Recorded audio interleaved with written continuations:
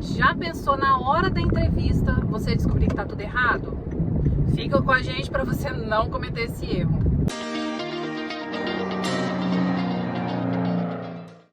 Olá, eu me chamo Luciana, sejam bem-vindos ao nosso canal e não se esqueça de se inscrever aqui e dar aquele joinha que ajuda bastante. Hoje eu vim aqui falar para a pessoa que já teve o I-140 aprovado. Você que já teve, alguns dizem, o Vista B2NW aprovado. Você que teve o seu formulário aprovado, precisa de estar atento a algumas situações que eu vou colocar aqui para vocês.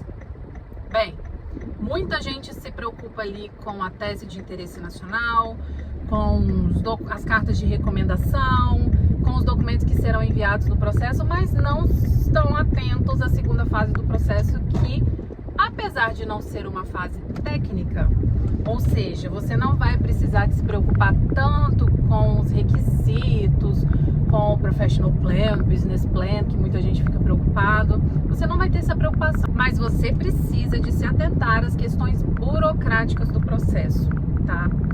Vamos lá! Na segunda fase do processo, após a aprovação do formulário I-140, você precisa de juntar certidões negativas e certidões de nascimento, de casamento, passaporte e um ponto muito importante que eu não vejo muita gente falando.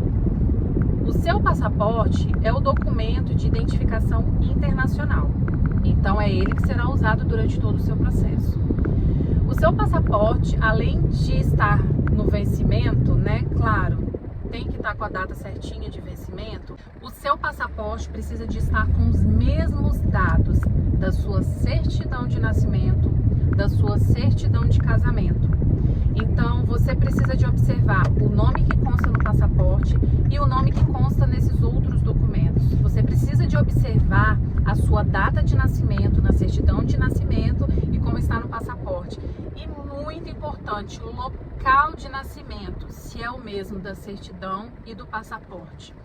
Eu já vi muita gente ter problema no momento da entrevista por divergência dessas informações. E caso o cônsul lá no momento da entrevista detecte esse erro, ele pode não emitir o seu visto por esse motivo.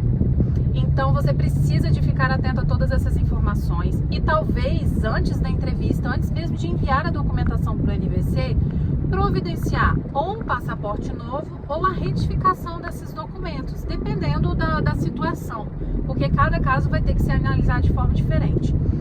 Aí você pode até pensar, mas lógico que meu passaporte vai estar certo, ele foi feito com base nos documentos que eu tenho.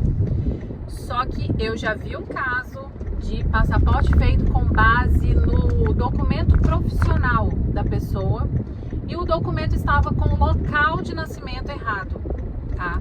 E a pessoa tinha visto de turista, viajava normalmente com o passaporte, nunca teve problema nenhum. Mas no momento do visto, da apresentação dos documentos para o visto B2NW, teve esse problema que foi detectado só no momento da entrevista.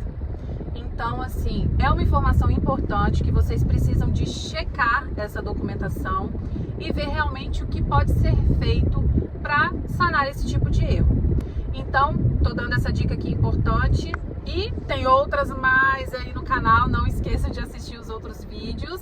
Se inscreve aqui no canal e dê o joinha, porque eu tenho uma informação para vocês que tiveram o I-140 aprovado e talvez não estão com nenhum tipo de assessoria, fizeram o self-petition ou optaram pela não contratação do advogado nessa fase. Nós temos uma equipe completa para te ajudar nessa fase do processo. E se você precisar de um apoio, entre em contato e nós vamos explicar como funciona o auxílio, a assessoria para essa segunda fase do seu processo. E para você que ainda não entrou com o seu processo, nós temos uma mentoria completa para te ajudar nessa jornada.